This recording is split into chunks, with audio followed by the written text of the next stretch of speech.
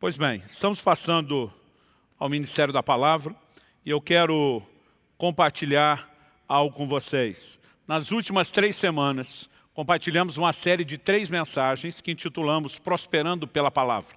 A série foi baseada no conselho que Deus dá a Josué e não se limita a ele. Demonstramos, à medida que fomos ensinando semana após semana, que o resultado de seguir esse conselho é universal, é para todo mundo, não é apenas para Josué. Mas Deus diz para ele, não se aparte da tua boca o livro dessa lei, antes tenha o cuidado de meditar nela dia e noite, tendo cuidado de fazer conforme tudo quanto nele está escrito.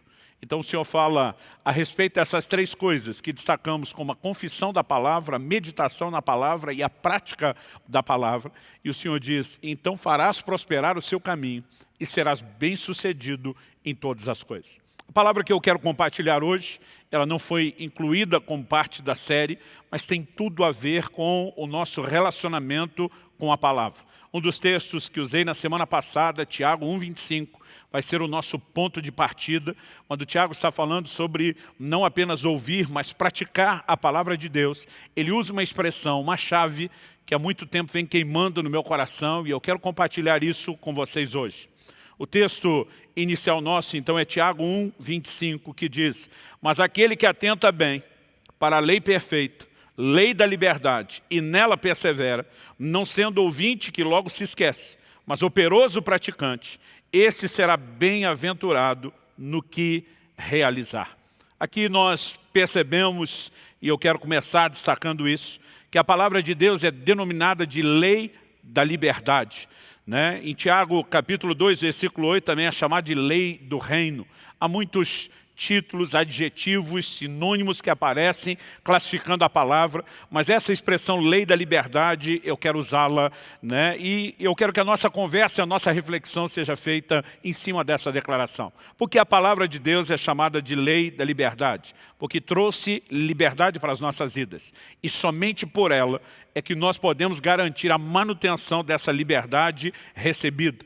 É andando na palavra de Deus que nós preservamos essa liberdade que Deus tem nos trazido. Quando a gente fala sobre liberdade, eu tenho percebido ao longo de pelo menos aí 2 décadas e meia, um pouquinho mais do que isso já no Ministério Pastoral, que esse conceito, ele muitas vezes é incompreendido. Às vezes mal compreendido, às vezes nada compreendido, e normalmente nesses erros, nesses equívocos da falta de entendimento ou de um entendimento distorcido, incompleto, eu basicamente simplificaria isso em 2 extremos. O primeiro deles são aquelas pessoas que não desfrutam da liberdade bíblica por ignorância. Então, o próprio Jesus disse em João 8,32, conhecereis a verdade e a verdade vos libertará. Então, se baseado nas palavras de Jesus, podemos dizer que o conhecimento liberta. Então, em contrapartida, podemos dizer que a ignorância, a falta de conhecimento, escraviza, mantém cativo. E muita gente não tem noção daquilo que Jesus veio oferecer. Em Lucas, no capítulo 4, no versículo 18, nós vemos que Jesus, no seu primeiro sermão público, vem à sinagoga, lê um texto do livro do profeta Isaías e chama para si o cumprimento daquela palavra. Em Lucas 4, 18, nós temos um pedaço dessas declarações, onde Jesus diz, enviou-me para proclamar libertação aos cativos e para pôr em liberdade os oprimidos. Tanto quando ele fala sobre proclamar libertação aos cativos, aos presos, como quando ele fala de pôr em liberdade os oprimidos. Jesus está destacando a natureza da sua missão, o propósito do seu ministério. Uma outra profecia de Isaías, também de caráter messiânico, em Isaías 42:7 diz que ele veio para tirar da prisão os cativos e do cárcere os que jazem em trevas. E muitas pessoas, por ignorarem aquilo que Cristo veio fazer por nós, acabam não podendo usufruir essa liberdade. No entanto, existe um outro tipo de erro que eu classifico ainda como pior do que o primeiro. É gente que, por distorcer o que é a liberdade bíblica, o seu conceito, ou por não entender a responsabilidade de vivê-la corretamente, acaba voltando para a prisão de onde saiu. E eu digo que o segundo erro é pior do que o primeiro, porque os primeiros nem sabem aquilo que estão perdendo. Mas os que compõem o segundo grupo depois de terem conhecido a liberdade, eles acabam voltando para a prisão. E advertências bíblicas também sobre isso. Em Gálatas, capítulo 5, versículo 1, a Bíblia diz: para a liberdade foi que Cristo nos libertou. Por isso permaneçam firmes e não se submetam de novo a um jugo de escravidão. Então a Bíblia diz que Cristo não nos libertou para que a gente volte para a prisão. Ele nos libertou para a liberdade, para que a gente permaneça nela. Então a ideia dele é que ao nos tirar da prisão para a liberdade, a gente possa permanecer nesse estado. No entanto, permanecer nesse estado é apresentado na Bíblia como uma responsabilidade nossa. A Bíblia diz: permaneçam firmes, não se submetam de novo a um jugo de escravidão. Então, quando eu falo desses dois erros, eu digo também que nós precisamos reconhecer duas coisas. A primeira, e muitos que estão no primeiro extremo e equívoco estão ignorando isso, é a libertação como intervenção divina. A obra de Deus, realizada na cruz através de Jesus. Se não conhecemos o ato de intervenção divina, não podemos viver a liberdade. Mas o outro aspecto é o que nós fazemos com essa liberdade que recebemos. Então, ao me referir ao uso correto dessa liberdade e da nossa responsabilidade de lidar com ela, é que eu quero definir o tema da mensagem de hoje como liberdade responsável. Precisamos entender isso. Ao falar sobre liberdade responsável, inevitavelmente, eu me lembro de um episódio que se repetiu 2 vezes nos últimos anos. O primeiro deles, estávamos ainda naquela fase onde Lissa, minha filha, a caçula, estava entrando na adolescência, e um dia eu chamei ela para uma conversa bem paternal. E comecei a remover alguns limites e restrições que marcou a vida dela durante toda a infância. Eu falei: filha, você tem crescido, não é apenas a idade, a cronologia, mas você tem dado sinais de maturidade, de entendimento. Então, nessa hora, papai quer te dar um pouco de liberdade, de escolhas, de decisões, e algumas restrições que até então imperavam na sua vida estão sendo removidas, e eu quero que você aproveite e use bem essa liberdade. Eu lembro quando começamos a especificar como seria a partir de então. A Alice olhava para mim, para Kelly, para mim, de novo para a mãe dela, e ela repetia várias vezes a frase. Ela dizia: eu não sei o que eu faço com tanta liberdade.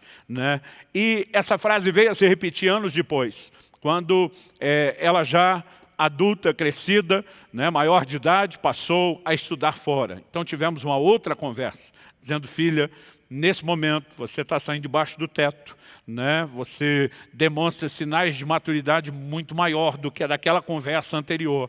Então agora a sua liberdade está sendo ampliada. Você tem fundamentos, você tem princípios, você foi bem educada e agora é hora de viver as suas escolhas.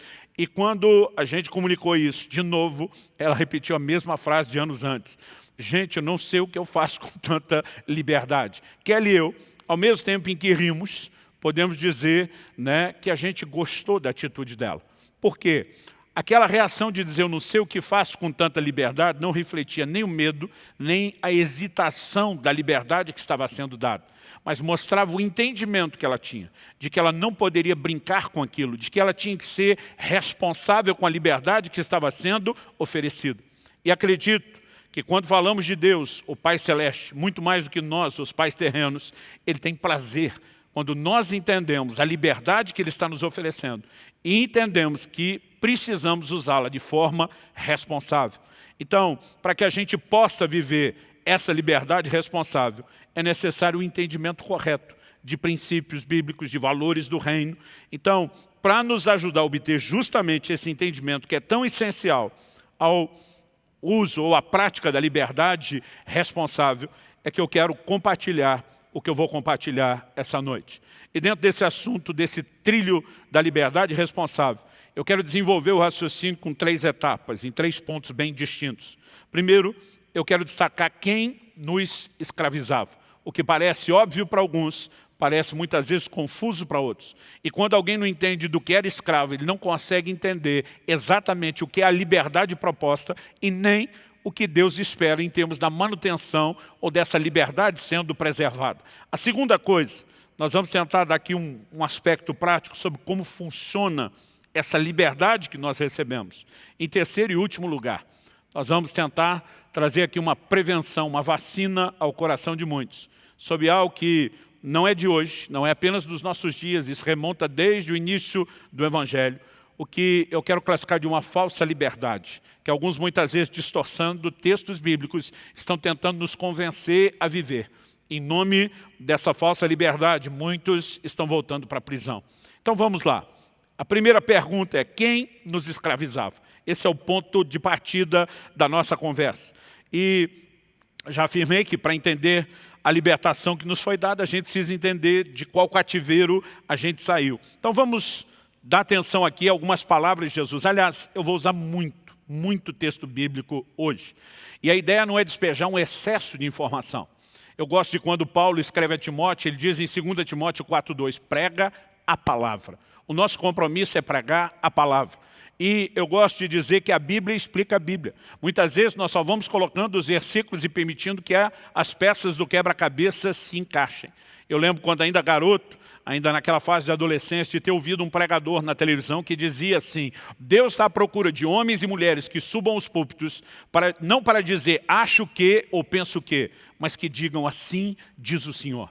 E naquele momento, ainda na adolescência, eu fiz um compromisso com Deus, dizendo: Senhor, eu não quero subir para dizer o que eu acho ou o que eu penso. Nós precisamos trazer clareza bíblica para mostrar o que é que o Senhor tem a dizer a respeito do assunto. Então vamos lá. Eu vou usar esses vários versículos para ir deixando a Bíblia explicar a Bíblia. Jesus, em João capítulo 8, dos versículos 31 a 36, diz assim: então disse Jesus aos judeus que haviam crido nele, observe o detalhe, não eram judeus que o resistiam, eram os que tinham crido nele. Ele disse: se vocês permanecerem na minha palavra, são verdadeiramente meus discípulos. Temos batido nessa tecla nas últimas semanas sobre a necessidade do vínculo com a palavra de Deus, e que isso é que demonstra o nosso compromisso e o nosso discipulado para com Jesus, para com o Senhor Jesus. Então ele diz: se vocês permanecerem na minha palavra, são verdadeiramente meus discípulos. Ele diz: conhecerão a verdade e a verdade os libertará. Eles responderam: somos descendência de Abraão e jamais fomos escravos de ninguém. Como você pode dizer que seremos livres? Jesus respondeu: em verdade vos digo, que todo que comete pecado é escravo do pecado. O escravo não fica sempre na casa, o filho sim fica para sempre. Se, pois, o filho os libertar, vocês serão verdadeiramente livres. Então aqui Jesus está dizendo: o filho, eu, Cristo, vim libertar vocês. Eu quero que vocês sejam livres de verdade. Eu quero que depois da libertação vocês permaneçam em mim. E Jesus mostra do que ele veio nos libertar. Ele diz que quem comete pecado é escravo do pecado. Então, basicamente, podemos simplificar a essência da prisão ou da escravidão na qual vivíamos antes do conhecimento do Senhor Jesus como a escravidão do pecado. E quando analisamos esse assunto na perspectiva bíblica, nós vamos descobrir que a raiz do problema era a natureza humana.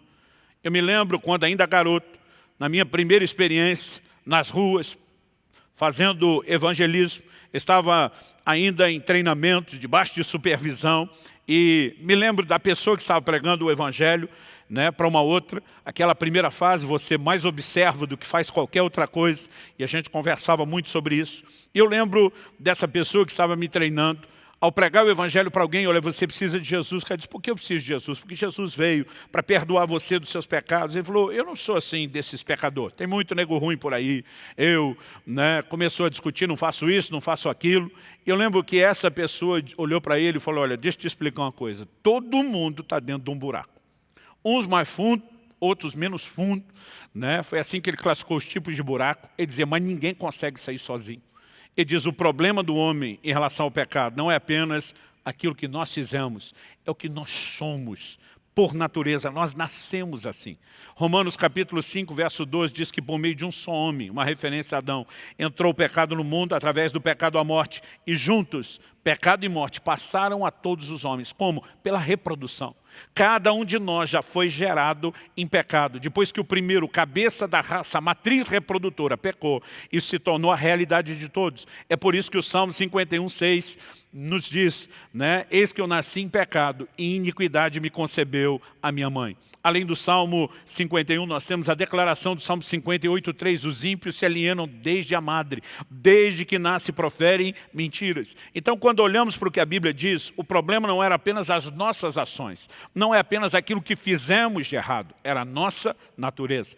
E essa declaração é sustentada tanto no Velho como no Novo Testamento. No Velho Testamento, há um texto, no livro do profeta Jeremias, capítulo 13, verso 23, que diz assim: será que o etíope pode mudar a sua pele?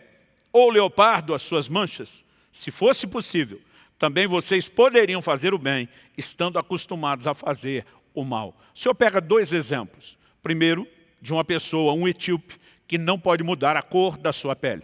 Assim como a maior parte do continente africano, desde a antiguidade, eles já eram conhecidos, os etíopes, por uma pele mais escura. Deus está dizendo, ele não pode mudar a cor da sua pele. Diferente de quem tem a pele mais clara e ainda pode pegar um bronzeado, se expõe mais ao sol. Deus está dizendo, ele não pode mudar isso. Deus dá um outro exemplo, na natureza agora, ele se refere ao leopardo, ele não pode mudar as suas manchas. Por quê? Tanto no caso do etíope como no caso do leopardo, é uma questão de natureza. E você não pode simplesmente mudar aquilo que é a sua natureza. Então Deus diz, se fosse possível que o etíope mudasse de natureza, que o leopardo mudasse de natureza, Deus está dizendo, vocês também poderiam fazer o bem, estando acostumados a fazer o mal. Deus mostra que a natureza, aquilo que somos, pecadores por natureza, acaba influenciando nossas ações. Mas não são as nossas ações que determinam aquilo que nós somos. No entanto, quando Deus vem com essa linguagem, se fosse possível mudar de natureza, Ele já estava sinalizando profeticamente a solução que um dia viria a mim e a você no Novo Testamento. Em Efésios, no capítulo 2, nos versículos, eu vou ler o 1 e depois o 3, o apóstolo Paulo diz assim, falando da obra de Deus através de Cristo, Ele lhes deu vida, quando vocês estavam mortos em suas transgressões e pecados. Entre eles também todos nós andamos no passado, segundo as inclinações da nossa carne, fazendo a vontade da carne e dos pensamentos, e éramos por natureza filhos da ira, como também os demais. Aqui a expressão filhos da ira diz que nós estávamos debaixo de uma sentença de condenação, mas a Bíblia diz éramos por natureza. Esse era um problema de natureza. É por isso que Jesus justifica Nicodemos dizendo, se alguém não nascer de novo, não pode ver e não pode entrar no reino de Deus. Havia necessidade de um novo nascimento, de uma mudança de natureza. Agora, antes disso acontecer, porque o homem era pecador por natureza, essa era a razão pela qual a lei de Deus não podia ser obedecida. Em Romanos, no capítulo 8, nos versículos 3 e 4, Paulo diz assim, porque aquilo que a lei não podia fazer, uma outra tradução diz, o que for impossível à lei. O que ela não podia fazer? Diz, por causa da fraqueza da carne. Uma outra versão diz, estando enferma pela carne, falando da lei. Isso Deus fez, enviando seu próprio Filho em semelhança de carne pecaminosa, e no que diz respeito ao pecado. E assim Deus condenou o pecado na carne, a fim de que a exigência da lei se cumprisse em nós, que não vivemos segundo a carne, mas segundo o Espírito. Ou seja, a Bíblia está falando de um tempo na história, e quando ele usa o termo aqui, a lei, ele se refere principalmente à lei de Moisés. E nós precisamos entender que foi impossível a lei levar o homem a viver em obediência. Qual o propósito de Deus ter dado a lei? Ele esperava obediência. No entanto, provou-se ser impossível para o homem viver a obediência. Por quê? Porque a lei apenas ressaltou a força de uma natureza pecaminosa dentro de nós. No entanto, aquilo que foi impossível à lei, o verso 4 diz que Deus permitiu que a exigência da lei se cumprisse em nós. Aqui ele está falando dos nascidos de novo, que não andamos segundo a carne, a natureza carnal, mas segundo o Espírito, a nova natureza. Então precisamos entender que a própria natureza de pecado mantinha o homem nesse loop, nessa repetição contínua da desobediência e da prática do pecado. Então Cristo veio para nos libertar justamente dessa escravidão. Olha o que Paulo, escrevendo a Tito, diz. Tito, Epístola de Paulo a Tito, capítulo 3, dos versículos 3 a 7. Ele diz, pois nós também no passado éramos insensatos, desobedientes, desgarrados, escravos de todo tipo de paixão e prazeres. Vou repetir essa frase. Escravos de todo tipo de paixões e prazeres. Estamos dizendo que a escravidão, antes da nossa liberdade em Cristo, era a escravidão do pecado. O texto diz, vivendo em maldade e inveja, sendo odiados e odiando-nos uns aos outros. Mas, quando se manifestou a bondade de Deus, nosso Salvador, e o seu amor por todos, Ele nos salvou, não por obras de justiças praticadas por nós, mas segundo a sua misericórdia. Ele nos salvou mediante o lavar regenerador e renovador do Espírito Santo. É importante entender que a natureza da salvação em Cristo não é apenas o perdão dos pecados que nós havíamos cometidos, mas é uma regeneração. O verbo regenerar significa gerar de novo, gerar outra vez. Em outras palavras, fazer nascer novamente. Então, é esse novo nascimento, operado pelo poder do Espírito Santo. Paulo ainda termina dizendo que Ele derramou sobre nós ricamente, por meio de Jesus Cristo, nosso Salvador, a fim de que, justificados por graça, nos tornemos seus herdeiros segundo a esperança da vida eterna. Portanto, se Ele veio quebrar a escravidão de todo tipo de paixão e prazeres, se Ele veio quebrar a escravidão do pecado, qual era o propósito dessa obra salvadora de Jesus? O oposto da escravidão ao pecado é a obediência a Deus. Uma vez que o próprio pecado é definido na Bíblia, lá em 1 João 3,4, como a transgressão da lei. O oposto do pecado é a obediência à lei. E Romanos capítulo 6, verso 17, falando da obra de Cristo, diz: mas graças a Deus, que tendo sido escravos do pecado, vocês vieram a obedecer de coração a forma de doutrina a que foram entregues. Então ele diz, passado, escravos do pecado. Um presente mudado pela intervenção de Jesus é que agora vocês podem obedecer de coração a forma de doutrina a que vocês foram entregues. Eu tenho procurado bater na tecla de ensinar essas coisas ultimamente, porque eu tenho visto muita gente trazendo interpretações equivocadas do que se espera de nós após a conversão. Deixa eu dar um exemplo. Lembro de uma ocasião que alguém chegou para mim e falou, pastor, estava refletindo lá na queda do homem e percebi que uma das maldições que vem como consequência do pecado, Deus disse para Adão, agora você vai ter que trabalhar e vai suar muito para conseguir o fruto. Ele olhou para mim e falou, pastor, só não vê quem não quer. Trabalho é maldição. Eu lembro que eu olhei para ele e falei, você está maluco? De onde você tirou essa ideia? Deus deu trabalho para o homem antes da queda. Gênesis 2,15 diz que Deus colocou o homem no jardim para o lavrar e para o cuidar. Então, o trabalho já estava lá no momento em que o homem estava em plena sintonia com Deus, em que não tinha punição nenhuma. Falei, o trabalho é uma coisa honrada. Ele falou, essa maldição. Falei, a maldição é que agora o homem trabalharia mais, com muito mais dificuldade, para ter menos resultado. A maldição não era o trabalho, era a dificuldade com a qual o trabalho seria realizado e que sem pecado isso não teria acontecido. Então há uma diferença enorme em você dizer que a maldição é o trabalho ou a forma como se executa o trabalho. Olhei para ele e falei, para estar chamando o trabalho em si de maldição, tu deve estar possuída de um espírito de vagabundagem. Ainda tive que brincar com ele a respeito do assunto. Por quê? Você pode mudar completamente o sentido de algo com um pequeno ajuste que não deveria estar acontecendo. E falo isso porque em Gálatas, no capítulo 3, nos versículos 13 e 14, a Bíblia diz que Cristo nos resgatou da maldição da lei. Eu tenho visto pregadores, escritores dos nossos dias, tentando dizer que a lei era uma maldição. Não é a forma como a Bíblia diz. Não, está aqui, Deus nos resgatou da maldição da lei, porque a lei era uma maldição. Não. Paulo escreve, o mesmo Paulo, inspirado pelo mesmo Espírito Santo, e diz que a lei é boa, que o mandamento é santo, justo e bom. Então nós precisamos entender o que é a maldição da lei da qual nós fomos resgatados. E porque alguns acabam distorcendo isso à semelhança da questão do trabalho, nos levam para o lugar errado. Então eu já vi gente dizendo, não, Cristo nos resgatou da maldição. Não existe mais maldição. Eu digo, certeza que não existe. Porque o livro do Apocalipse, falando da Nova Jerusalém, do nosso destino eterno, diz, ali não haverá mais maldição. Então, se ele está dizendo que lá não haverá maldição, pressupõe-se que aqui ainda tem. É só se aplicar a mesma lógica. A Bíblia diz, lá não haverá mais morte. Aqui nós ainda temos morte, hoje e agora, mês depois da obra de Jesus realizada na cruz. A Bíblia diz, lá não haverá mais enfermidade. Aqui nós ainda temos que lidar com isso. Lá não haverá mais choro, Deus vai enxugar dos olhos toda a lágrima. Aqui nós ainda choramos. Então, se a lógica de todas as outras afirmações são de coisas que ainda acontecem agora e vão parar de acontecer lá, nós não podemos tratar de forma diferente a questão da maldição. Hebreus capítulo 6, versículos 7 e 8, nos fala de dois tipos de crente. Um que frutifica para Deus e, portanto, está perto da bênção, recebe a bênção. Mas outro que não corresponde, não frutifica, está perto da maldição. Se não houvesse mais maldição, como o crente poderia estar perto da maldição? Como se diria que depois ela não existe? Então nós acabamos distorcendo o que está escrito. Quando você vai para o Velho Testamento, que era a maldição da lei. Deuteronômio 28, Deus fala nos primeiros 14 capítulos: se vocês ouvirem atentamente a minha voz, tiverem o cuidado de obedecer aos meus mandamentos, virão sobre vocês essas bênçãos e os alcançarão.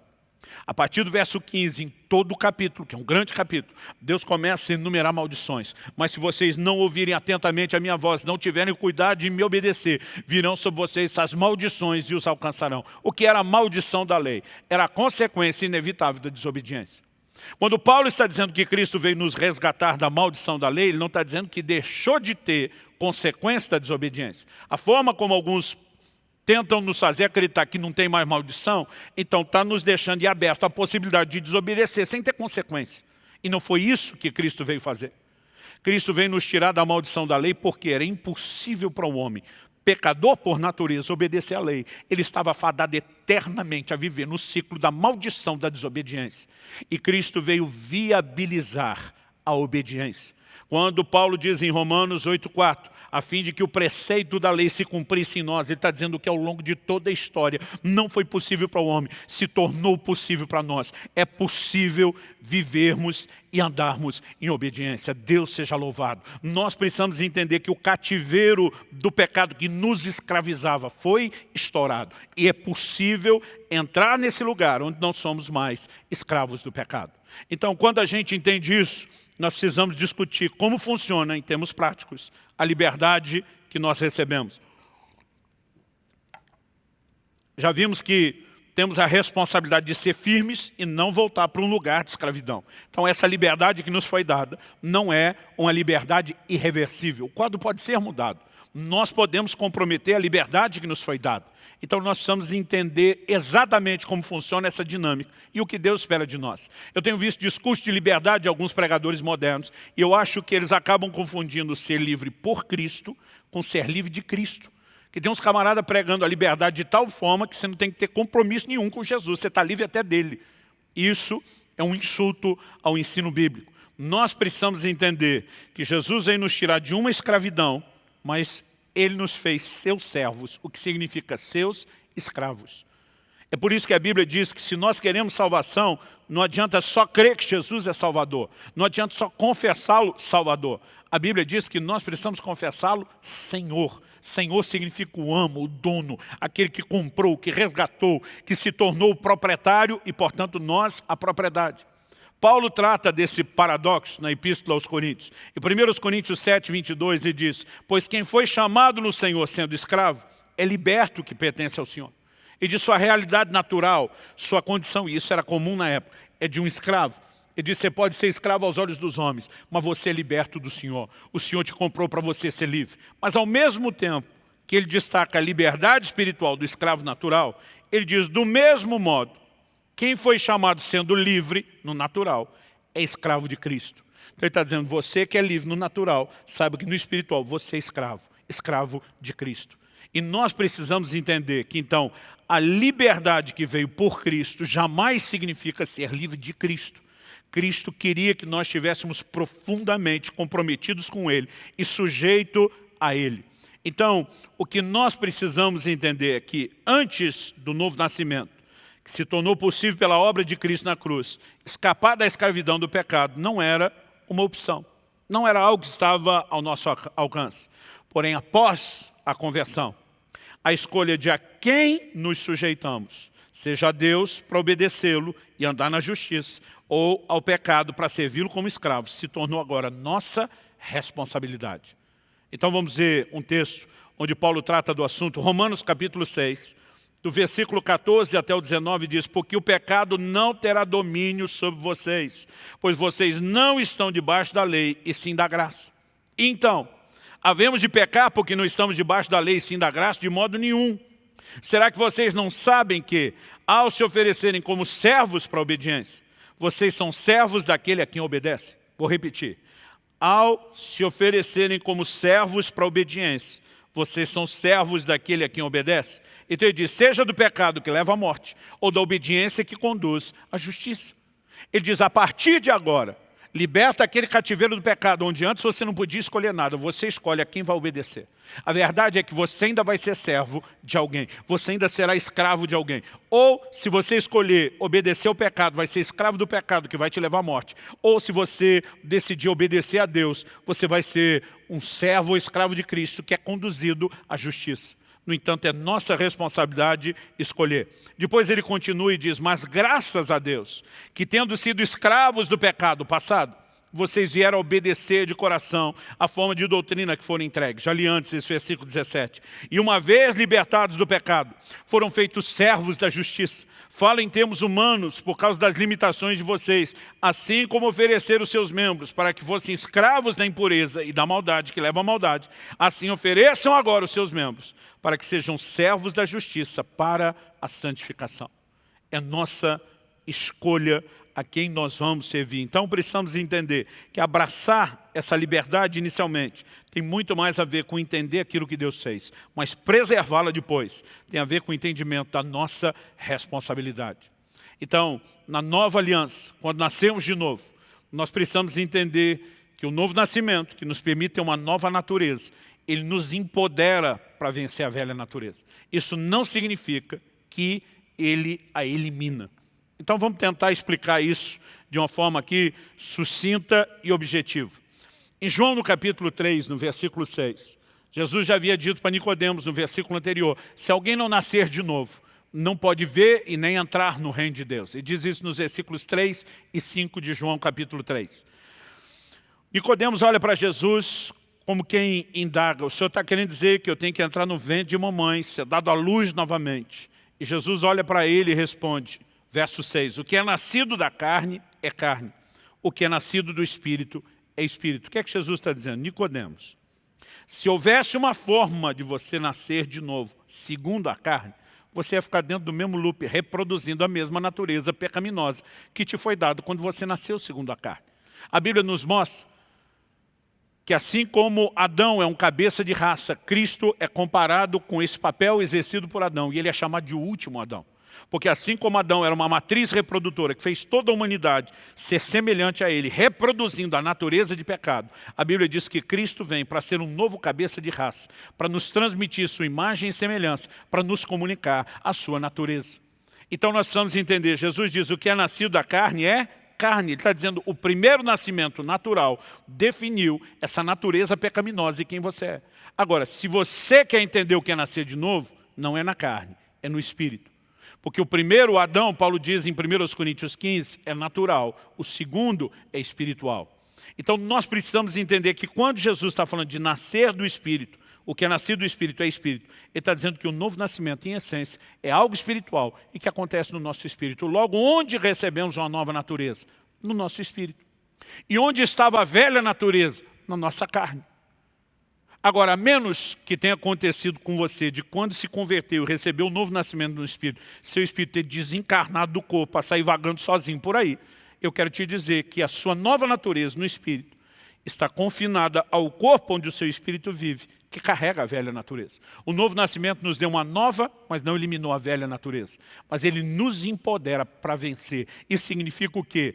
Que nós não podemos dizer que porque alguém nasceu de novo não tenha vontade ou inclinações ao pecado. Mas o pecado não mais nos escraviza, como foi no passado. Ele agora é uma escolha, ele é agora uma opção. E nós podemos decidir se nos entregamos como servos ou escravos do pecado que conduz à morte, ou obedecemos a Deus e dessa forma somos conduzidos à justiça. Nós podemos permitir agora definir qual natureza vai nos controlar. E quando falamos dessa nova natureza em relação à velha, eu também vejo confusão na hora da aplicação prática. Por quê? Alguns pegam alguns textos e para você entender o que a Bíblia diz, você precisa sempre olhar o todo. Eu gosto da frase do Salmo 119, 160, principalmente as versões mais antigas de Almeida, que diz o seguinte, a soma das tuas palavras é a verdade. Então, se você pegar, dependendo de alguns assuntos, você tem afirmações que falam do que Cristo fez no plano espiritual. Se você olhar só aquilo que ele fez, parece que já está tudo consumado, resolvido e que não tem mais nada para ser feito. Mas há outros textos onde muitas vezes nós vamos ver, como agora eu quero apresentar o mesmo autor, falando debaixo da inspiração do mesmo Espírito Santo, que nos mostra que aquilo que Cristo, no plano espiritual, deixou pronto e feito, eu e você temos uma responsabilidade de fazer algo a respeito disso. Então deixa eu dar um exemplo. Em Romanos, no capítulo 6, no versículo 6, Paulo diz assim, sabendo isso, que a nossa velha natureza foi crucificada com Ele, está falando aqui com Ele é Cristo, para que o corpo do pecado seja destruído e não sejamos mais escravos do pecado. Se você ler só Romanos 6,6, parece que Jesus já garantiu tudo. Ele desfez o corpo do pecado, a velha natureza está crucificada, né? Eu não sou mais escravo, está pronto e resolvido. Agora, se você olhar o mesmo Paulo, falando debaixo da inspiração do mesmo Espírito Santo, e aqui eu vou citar um texto de Efésios, não porque Paulo não dê a resposta na Epístola aos Romanos, mas porque aqui a gente tem o texto apresentado de forma clara e sucinta. Ele diz o seguinte, Efésios 4, de 22 a 24. Quanto à maneira antiga de viver, vocês foram instruídos a deixar de lado a velha natureza, que se corrompe segundo desejos enganosos, e a se deixar renovar no espírito do entendimento de vocês, e a se revestir da nova natureza, criada segundo Deus, em justiça e retidão, procedentes da verdade. Aqui ele fala de um velho homem, ou velha natureza, um novo homem, ou uma nova natureza. E diz, você tem que se despir do velho, e você tem que se vestir do novo. Aquilo que foi provisionado em Cristo, você na prática tem que escolher e tem que agir de acordo com isso. Então, quando falamos dessa liberdade, né, como funciona na prática, ela nos é dada, abraçada pela fé, mas agora ela precisa ser preservada pela nossa correspondência com Deus. Então, estabelecido esse segundo fundamento ou etapa do raciocínio, eu quero que a gente termine falando e conversando aqui sobre o que eu classifiquei antes de a falsa liberdade. A Bíblia condena o discurso de usar a liberdade, vou botar aspas aqui, como desculpa para pecar. Então vamos lá, Gálatas capítulo 5, verso 3 diz, porque vocês, irmãos, foram chamados à liberdade, mas não usem a liberdade para dar ocasião à carne. Em outras palavras, ele está dizendo, se Jesus libertou vocês da escravidão do pecado, para que vocês estejam na liberdade do pecado, livre dele, por que você vai usar a liberdade para dar ocasião à carne, que é voltar à prática do pecado?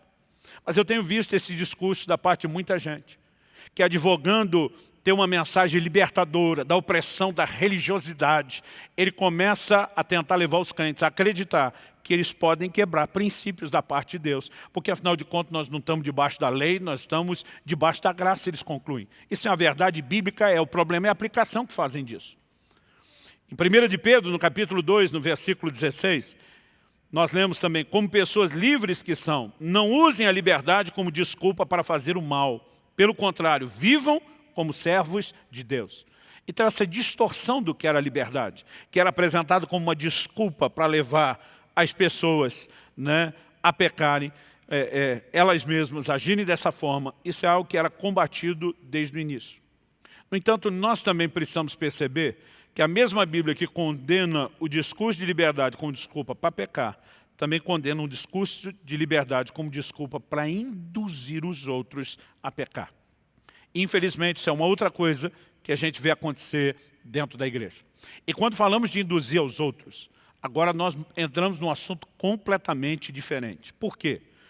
Nós precisamos entender que a Bíblia é um livro de relacionamentos e que nos ensina a viver não apenas na forma correta de relacionar com Deus, mas com as pessoas. Entre a responsabilidade que temos de como nos conduzir com as pessoas, a Bíblia fala sempre sobre um posicionamento de amor, de respeito, de uma decisão de não julgar, de não ferir, de não servir de tropeço ou de escândalo. Então vamos tentar entender algo. Em Romanos, no capítulo 14, o apóstolo Paulo trabalha algumas diferenças que eles tinham que lidar de uma maneira assim, muito recorrente no início da igreja. São elementos culturais que não se repetem tanto hoje, na forma e no modelo como eles tinham naquela época. Então, por exemplo, Paulo escreve e diz o seguinte, olha, um faz diferença entre dia e dia, enquanto o outro julga igual todos os dias. Então Paulo estava dizendo que tinha gente que tratava dias da semana, ou mesmo dias do mês, a maioria deles relacionado com o calendário judaico, a lei de Moisés do Velho Testamento. E ele diz, e tem gente que não faz distinção nenhuma, para ele todos os dias são iguais. Paulo pega e simplesmente diz o seguinte, o que julga igual todos os dias, não julgue a pessoa que faz diferença entre dia e dia. O que faz diferença entre dia e dia também não julgue o outro. Isso significa o quê? Que Paulo, em nome da paz, se absteu de ter uma postura? Não, ele não estava se abstendo de tomar uma postura ou de tratar o princípio. Paulo, na verdade, está nos ensinando algo mais profundo que o princípio. Por exemplo, no mesmo capítulo 14 de Romanos, ele diz, um acredita que pode comer de tudo. O outro acredita que só pode comer legumes. Ou seja, se ele não crê que pode comer carne, só legumes, ele não acredita que pode se comer de tudo. Paulo deixou claro em que time ele estava. Paulo chamou o que crê que só pode comer legumes, que acredita que não pode comer carne, chamou essa pessoa de débil na fé, de uma fé fraca. Então, obviamente, Paulo mostrou de que lado ele estava no lado do time que comia qualquer coisa em qualquer lugar. No entanto, ele está dizendo, nós precisamos aprender a não julgar isso. Por quê? Porque se a fé dele é débil, é fraca, e ele não tem seu nível de maturidade, ele não pode ser tratado pelo seu parâmetro, ele tem que ser tratado pela infantilidade na qual ele ainda está. E tem que ser tratado pela lei do amor. Então Paulo está dizendo, não adianta você estar com a razão e usar a sua razão para atropelar e matar uma pessoa que não tem a mesma maturidade de fé que você tem. Então eu vejo pessoas hoje em dia tentando advogar um conceito de liberdade. Vi outro dia uma pessoa que criou uma discussão enorme num restaurante, cheio de crente de vários tipos de igreja e denominação, porque ele queria o direito de beber em público. E eu lembro que no meio dessa discussão, a gente teve que tomar uma postura e dizer, amigo, você pode defender doutrinariamente o direito que você está defendendo, dizer que a Bíblia condena embriaguez e não um consumo moderado, você pode defender tudo isso quando você estiver sozinho, defenda para si mesmo. Agora, a partir do momento que você está falando de como você vai viver em público, e não importa o como isso fere a consciência dos outros que estão com você, de crentes novos na fé, você está andando contrário à Escritura. Então o ponto naquele momento, falei, não é nem discutir se você, na forma como quer acreditar, está certo ou não, mas na forma de relacionar com os outros. É inadmissível que você chame todo mundo de religioso e pise em todo mundo em nome da sua liberdade. Então deixa eu te mostrar algumas orientações que Paulo deu. São vários versículos, mas eu acho que a gente tem que ler isso. O Espírito Santo não quis que isso tudo ficasse registrado para a gente simplesmente na leitura pular. Então em 1 Coríntios, no capítulo 8, eu vou ler primeiro do versículo 4 até o versículo 13. Paulo está tratando do assunto de comida. Eles tinham uma realidade cultural de muito sacrifício aos ídolos, principalmente quando falamos das igrejas dos gentios, não dos judeus. Ele diz o seguinte, quanto a comer alimentos sacrificados a ídolos, sabemos que o ídolo por si mesmo nada é no mundo, e que não há senão um só Deus. Porque ainda que existam alguns que são chamados de deuses, quer no céu ou sob a terra, como há muitos deuses e muitos senhores, para nós, porém, há um só Deus, o Pai, de quem são todas as coisas e para quem existimos, e um só Senhor, Jesus Cristo, por meio de quem todas as coisas existem e por meio de quem também nós existimos. Entretanto, nem todos têm esse conhecimento. Então ele diz, alguns, acostumados até agora com o ídolo, ainda comem desses alimentos como se fossem sacrificados a ídolos. E a consciência desses, por ser fraca, vem a contaminar-se. Paulo diz, não é a comida que nos torna agradáveis a Deus, pois nada perderemos se não comermos e nada ganharemos se comemos. Ele diz, mas tenham cuidado, para que essa liberdade de vocês não venha de algum modo a ser tropeço para os fracos. Porque se alguém enxergar você, que tem conhecimento, sentado à mesa no templo de um ídolo, será que a consciência do que é fraco não vai ser induzida a participar de comidas sacrificadas a ídolos? E assim, por causa do conhecimento que você tem, perde-se o irmão fraco pelo qual Cristo morreu. E desse modo, pecando contra os irmãos, ferindo a consciência fraca que eles têm, é contra Cristo que vocês estão pecando. Paulo deixa claro que o posicionamento dele sobre poder ou não poder comer, mesmo em relação ao ídolo, ele não via problema nenhum. Mas ele diz, quando você age desrespeitando a falta de consciência e a imaturidade do outro, você está pecando contra os irmãos e você está pecando contra Cristo. Então Paulo diz, e por isso, se a comida serve de escândalo ao meu irmão, nunca mais comerei carne, para que não venha escandalizá-lo. Então Paulo jogava no time de quem acredita pode comer todas as coisas quando você pensa no princípio. Mas na hora de entender uma liberdade que não pode atropelar os outros, ele dizia, eu me abstenho de qualquer coisa para não servir de tropeço para os outros. E o que ele diz? Ele diz de forma muito clara, nada perderemos se não comemos a carne. E nada ganharemos se comemos. Então eu tive que olhar para aquela pessoa e dizer, você não perde nada se você optar por não beber. E você não ganha nada se você optar por beber. O que é que você vai fazer? Atropelar a consciência de todo mundo que está junto? Em 1 Coríntios, no capítulo 10, dos versículos 23 a 33, Paulo volta a abordar o assunto. Dessa vez com uma lógica muito interessante. Ele diz, todas as coisas são lícitas, mas nem todas convêm.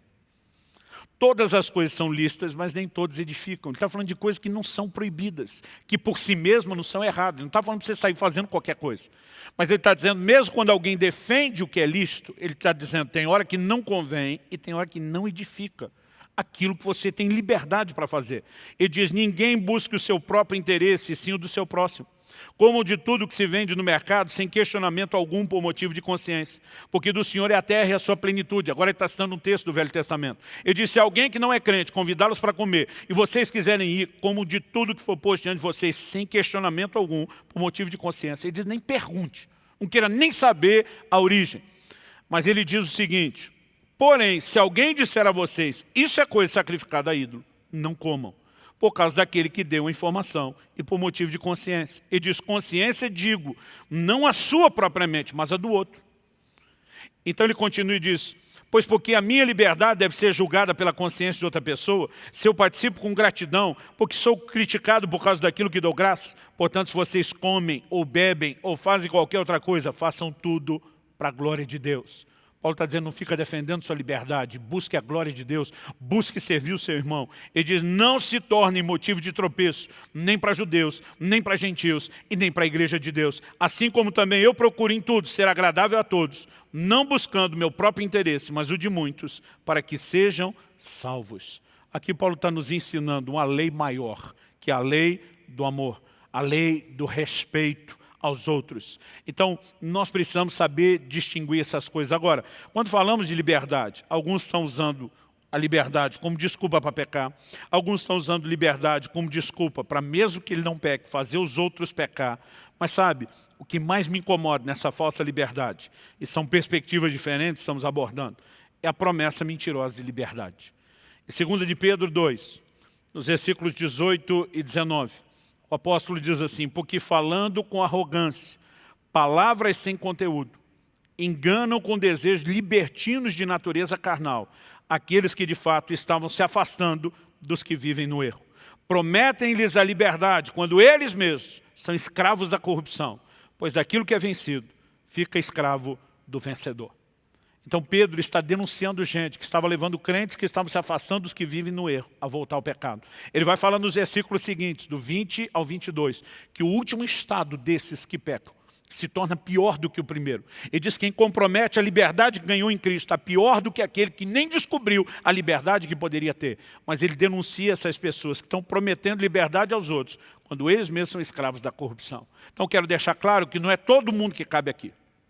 Mas uma das coisas que me incomoda, vendo o quão popular tem se tornado esse discurso de a gente é livre, não pode religiosidade, é que muita gente está apenas advogando um estilo de vida contrário à palavra de Deus que ele passou a ter e tentando arrastar quem ele puder consigo nesse caminho. Muitas pessoas estão tentando dar uma flexibilidade na doutrina bíblica que não existe lá na Escritura, porque ele simplesmente decidiu a forma como ele quer viver. E depois ele quer justificar, usando doutrina, a maneira de viver. E ele está arrastando gente atrás de si. Nós precisamos tomar muito cuidado. E nós precisamos vacinar o nosso coração. Quando falamos de liberdade, é inegável que Cristo veio nos trazer liberdade. Mas essa liberdade tem que ser vivida de forma responsável. Então eu concluo aqui dizendo o seguinte, quando Tiago usa a expressão lei da liberdade, como nós vimos lá em Tiago 1,25, nosso texto inicial, ele estava falando da prática da palavra, de ser não só ouvinte, mas praticante, de obedecer, de andar no que está na Escritura. Então, por que eu e você precisamos olhar para essa lei, que é chamada de lei da liberdade? Foi por onde eu comecei e onde eu quero terminar. Porque diferente do que alguns estão pregando, nós não fomos libertos da lei. Eu já vi gente falando isso, meu irmão, esquece, você foi liberto da lei. Não, nós somos libertos do pecado, para poder obedecer à lei. O que antes, quando nós éramos escravos do pecado, a gente não podia obedecer à lei. Então Deus quebrou a escravidão do pecado em Cristo, para a gente poder obedecer à lei. Ele não veio libertar a gente da lei, ele veio viabilizar que eu e você pudéssemos nos sujeitar à sua lei, à sua palavra. É lógico, não estamos falando da lei cerimonial de Moisés, mas nós estamos falando da lei moral estabelecida antes da lei, sustentada durante a lei de Moisés e depois ao longo da graça. Tiago, no capítulo 2, no versículo 8, como eu mencionei no início, chama isso de a lei do reino, O reino de Deus é para agora? É. Então a lei do reino é para agora. E quando a gente começa a entender isso, nós descobrimos que não só fomos libertos da escravidão do pecado, para poder andar nessa palavra, na lei da liberdade, mas a Bíblia nos diz no mesmo livro de Tiago que nós seremos julgados pela lei da liberdade. Olha o que diz Tiago 2,12. Assim falem e vivam, como pessoas serão julgadas pela lei da liberdade. O que ele está dizendo? Toda a sua forma de proceder e de falar a respeito da lei seja feito com uma consciência. Você vai ser julgado pela lei da liberdade. Ele está dizendo, a lei não veio para cercear ou escravizar você e a sua vida. Veio para te pôr em liberdade. Foi dada para garantir a manutenção da sua liberdade. Mas se você não andar nessa lei, essa mesma lei vai julgar você pela liberdade que você rejeitou. Portanto, a gente pode dizer, essa lei não nos aprisionou. Ela veio para nos libertar do pecado. Mas nós nos fazemos servos dela, da palavra de Deus, da lei de Deus. Eu comecei citando a conversa interessante que eu tive com minha filha Elis. E quero terminar citando uma outra conversa que eu tive com o Israel, o meu mais velho, meu primogênito. Essa conversa com ele, na verdade, foi antes da Dalice. Um dia eu estava falando também sobre liberdade. Eu estava ensinando ele sobre a importância de fazer escolhas. E eu comecei a falar para ele, falei, filho, você está aqui diante de uma situação. Se você tomar essa decisão, o resultado é esse. Se você fizer essa escolha, o destino que você vai é para cá. Mas se você fizer essa terceira escolha, inevitavelmente, o que vai vir dela é esse terceiro aspecto. Nenhum deles está errado. Todos eles são coisas que você pode escolher, mas você tem que escolher entendendo qual é a consequência da escolha. Falei, está na hora de você fazer suas próprias escolhas. Então, papai está te dando o cenário para jogar batata quente e dizer, agora é com você, vai que é tua. Eu lembro que ele olhou, pensou, falou para mim, falou, pai, o que o senhor quer que eu queira? Eu comecei a rir, falei, você está de brincadeira? Eu estou te dando a liberdade de escolher. Ele falou, eu sei, pai. Mas você, o mesmo pai que está me dando a liberdade, você entende as coisas melhor do que eu, você tem mais experiência que eu, você sabe os desdobramentos. Me aconselha, o que você quer que eu queira? E quando eu olho para a Escritura, eu vejo que esse é o ponto principal de rendição que o ser humano deveria entrar. Se o pecado desde o início é uma história de rebeldia e de autossuficiência, de desconexão com Deus, nós precisamos entender o poder da sujeição a Deus e a sua vontade. Quando Jesus no Getsemane está dizendo, seja feita não a minha como homem, mas a sua vontade, ele está nos ensinando algo poderoso. Quando o livro de Tiago diz, vocês que estão dizendo hoje, amanhã iremos a tal cidade, negociaremos, ganharemos dinheiro, em vez disso deveriam dizer, se o Senhor quiser, ele está dizendo, em vez de escolher a sua própria vontade, sujeite-se a Ele, Ele está nos mostrando algo extraordinário. De modo que eu passei a tomar essa conversa do meu filho como uma ilustração, e de vez em quando eu estou em oração, eu falo para Deus, Senhor, o que o Senhor quer que eu queira? Qual é a sinalização da Tua palavra a respeito disso? Eu quero entender e me mover de acordo com o seu coração. Isso não está me restringindo, está garantindo a manutenção da liberdade que um dia me foi dado. E quando entendemos isso e nos movemos da forma correta, isso vai fazer toda a distinção na nossa vida. Eu quero terminar orando com você, orando para que você, em primeiro lugar, entenda a sua liberdade em Cristo e possa desfrutá-lo. Mas em segundo lugar, que você também entenda a responsabilidade que vem junto com essa liberdade. E essa responsabilidade, sendo exercida de forma correta da sua parte, vai garantir a manutenção da sua liberdade. Pai, nós oramos por aquele entendimento prático, personalizado, que só o Espírito da verdade pode trazer. No coração de cada um dos meus irmãos e irmãs, de cada um que ouvem a Tua palavra. Nós oramos que isso seja mais do que informação, seja uma base para que o Senhor trabalhe, para que o Senhor produza alinhamento, conserto e ajuste na vida de cada um deles. Eu oro por cada um daqueles que nos acompanham, mesmo à distância, que a mão do Senhor esteja sobre eles, que haja graça e favor, para que com a compreensão da Tua palavra venha também um posicionamento firme diante do Senhor. Eu oro em nome de Jesus.